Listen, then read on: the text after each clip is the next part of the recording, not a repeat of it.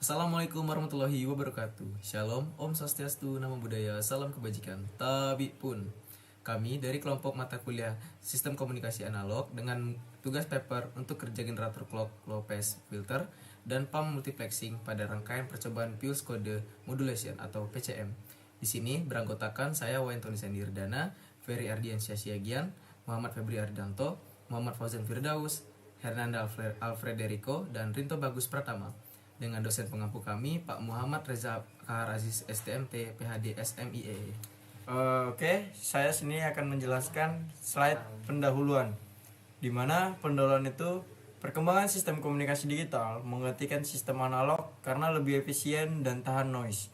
Salah satu teknik dasar dalam komunikasi digital adalah Pulse Code Modulation atau PCM, yang dimana PCM sendiri mengubah sinyal analog menjadi digital melalui proses sampling, quantizing, dan coding.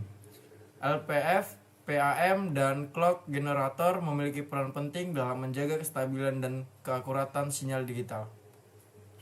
Di sini saya akan menjelaskan yaitu metodologi. Di sini lokasi percobaannya ada di Laboratorium Sistem Teknik Telekomunikasi UMSU. Yaitu komponen yang digunakan yaitu ada clock generator, yaitu menghasilkan sinyal clock sebagai acuan waktu seluruh rangkaian.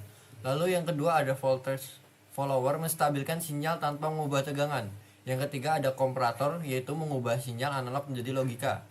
Lalu yang keempat itu ada counter, yaitu menghitung pulsa clock untuk mengatur urutan data.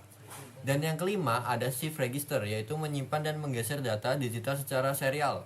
Nah, di sini ada langkah pengujian, yaitu dengan cara yang satu, mengukur gelombang dan tegangan pada clock generator.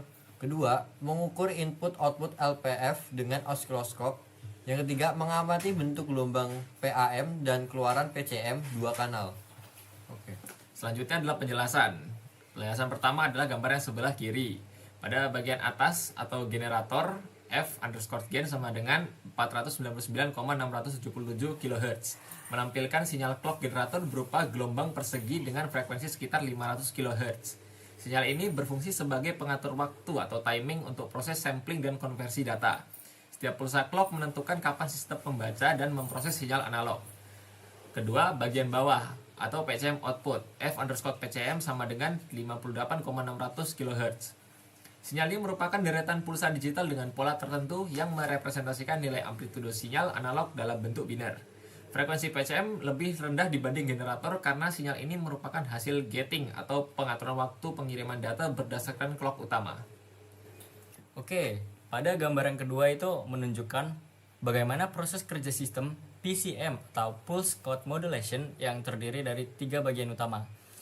Pada bagian yang pertama itu adalah generator pulse train dengan ukuran 499,677 kHz yang menghasilkan sinyal clock berfrekuensi tinggi sebagai acuan waktu sistem dan berfungsi untuk mengatur kapan proses sampling dan pengkodean dilakukan.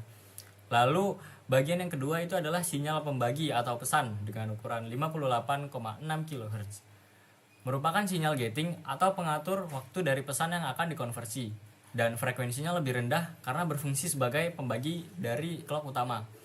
Lalu bagian yang ketiga hasil PCM, di mana generator dipicu ketika pesan sama dengan 1.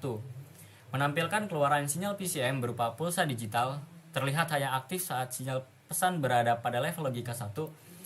Hal itu menunjukkan bahwa proses konversi berjalan sesuai timing dari generator.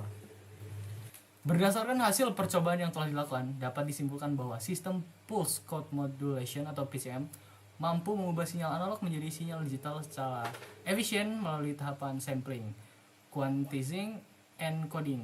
Penggunaan low pass filter atau LPF terbukti efektif dalam menyaring komponen frekuensi tinggi sehingga sinyal dikonversi menjadi lebih halus dan bebas distorsi.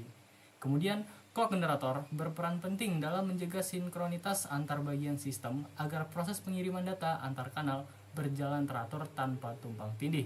Hasil pengukuran menunjukkan bahwa nilai tegangan dan frekuensi keluaran sesuai dengan teori, menandakan sistem bekerja secara optimal. Secara keseluruhan, sistem PCM ini dapat digunakan sebagai media pembelajaran dasar komunikasi digital karena memiliki karakteristik yang sederhana, efisien, serta tahan terhadap gangguan. Sekian presentasi dari kelompok kami, saya akhiri. Terima kasih. Wassalamualaikum warahmatullahi wabarakatuh.